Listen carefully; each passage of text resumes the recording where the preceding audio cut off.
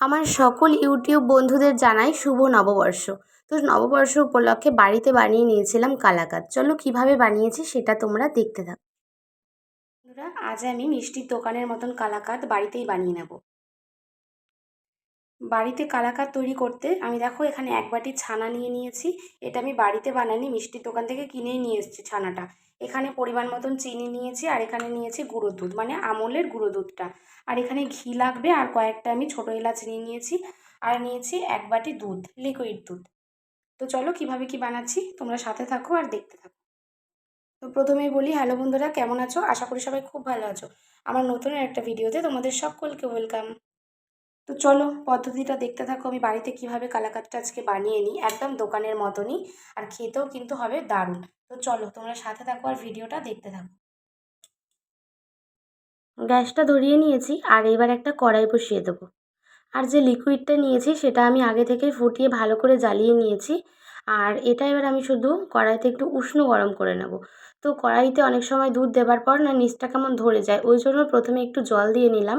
তাহলে দেখবে আর ধরে যাবে না। পায়েস করি বা অন্যান্য কিছু করলে, দুধের কিছু করলে অনেক সময় ধরে যায় নিচে, ওই কারণেই। তো আমি কড়াইটা ভালো গরম করে নিয়েছি বলে দুধটা দেওয়ার 1-2 মিনিট পরেই বেশ ভালোভাবে গরম হয়ে গেছে। এবার এই দুধের মধ্যে পাউডার দুধটা অ্যাড করে দিতে হবে। তোমরা এমন অনুযায়ী দেবে যে আঙুলটা যেভাবে ডোবাতে পারো সেরকম উষ্ণ গরম থাকবে। আর এবার শুধু কন্টিনিউ নাড়াচাড়া করতে হবে, যাতে যে লিকুইড দুধটা দিয়েছি আর তার মধ্যে যে পাউডার দুধটা দিয়েছি, পাউডার দুধটা একদম যেন দানা দানা না থাকে, লিকুইড দুধের সাথে খুব সুন্দর করে মিলিয়ে যায়। ওই জন্য শুধু ঘন ঘন নাড়াচাড়া করতে হবে দুধটাকে। আর এইভাবে হাই টু মিডিয়াম আঁচে এটা ফুটিয়ে নিতে হবে। ফোটাতে ফোটাতে বেশ ঘন হয়ে আসবে, কিন্তু মানে তোমরা 500 দুধ নিলে সেটাকে ফুটিয়ে 250 করে নিয়ে আসতে হবে।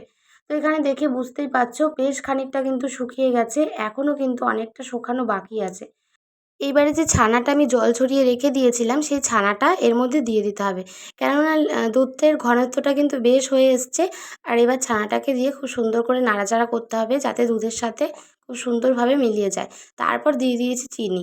ব্যাস, কাজ কিন্তু অর্ধেকের বেশিটা হয়ে গেছে। এইবার শুধু কন্টিনিউ আস্তে করে জাল দিয়ে শুধু নাড়াচাড়া করতে হবে। এটাকে একদম ক্ষীরের মতন করে নিতে হবে, তাহলেই কাজ মোটামুটি কমপ্লিট।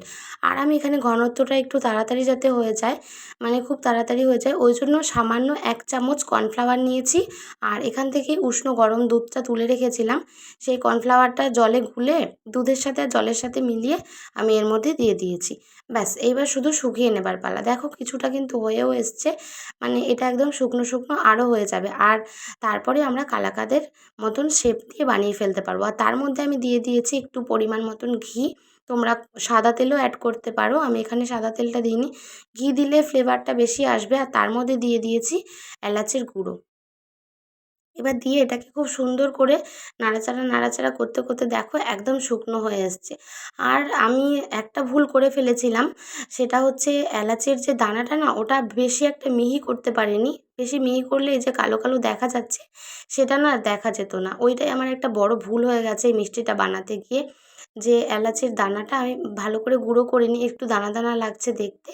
আর তোমরা নাও দিতে পারো এলাচের গুঁড়ো, আমি ভাবলাম যে একটু স্বাদটা আলাদা আসবে, একটা সেন্ট আসবে, ওই কারণে। তো বেশ শুকিয়ে শুকিয়ে এসছে, পরে আমি একটা প্লেটের মধ্যে খুব সুন্দর করে নিয়েছি দেখো।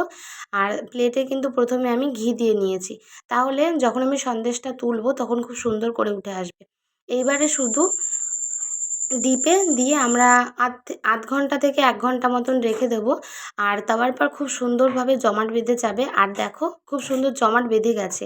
আর এই যে কালো কালো দেখতে পাচ্ছ, এগুলো তো এলাচের গুঁড়োটা বললামই যে মিহি করে আমার বেটে দেওয়া হয়নি বলে এরকম হয়েছে। তোমরা নাও দিতে পারো, এটাকে অ্যাভয়েড করতে পারো। আর যদি দাও তাহলে বলবো খুব সুন্দর করে মিহি করে একটা পাউডারের মতন বানিয়ে তবেই দেবে। আর এটা দেখে বুঝতে পারছো যে খুব সুন্দর হয়ে এসছে। আর এই যে এবার আমি পিস পিস করে কেটে নিয়েছি। আমার এই কালাকাঁদটা বানাতে গিয়ে দুটো ভুল হয়েছে, সেটা হচ্ছে আমি এটা খুব মানে থিকনেসটা মোটা হয়নি, পাতলা হয়েছে, তোমরা দেখে বুঝতে পারছো। আর এলাচের গুঁড়োটা ঠিকঠাক করে দেওয়া হয়নি বলে এই যে কালো কালো দেখা যাচ্ছে। কিন্তু বন্ধুরা খেতে এত দারুণ হয়েছে, এত অসাধারণ হয়েছে, তোমাদেরকে কি বলবো। তোমরা একবার বাড়িতে এভাবে ট্রাই করো, দারুণ হয় খেতে। আর চলো দেখা হচ্ছে অন্য কোনো ভিডিওতে।